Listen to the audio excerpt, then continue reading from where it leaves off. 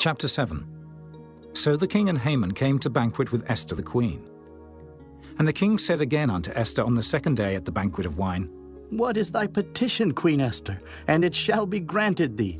And what is thy request? And it shall be performed, even to the half of the kingdom. Then Esther the queen answered and said, If I have found favor in thy sight, O king, and if it please the king, let my life be given me at my petition, and my people at my request.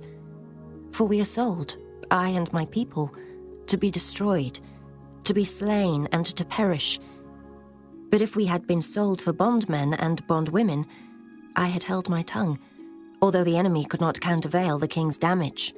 Then the king Ahasuerus answered, and said unto Esther the queen, Who is he, and where is he that durst presume in his heart to do so? And Esther said, The adversary and enemy is this wicked Haman. Then Haman was afraid before the king and the queen. And the king, arising from the banquet of wine, in his wrath went into the palace garden.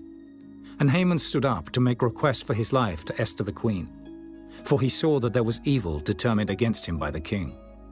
Then the king returned out of the palace garden into the place of the banquet of wine. And Haman was fallen upon the bed whereon Esther was. Then said the king, Will he force the queen also before me in the house? As the word went out of the king's mouth, they covered Haman's face.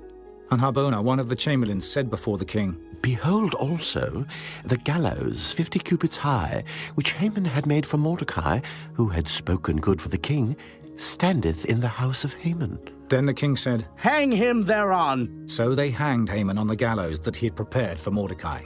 Then was the king's wrath pacified.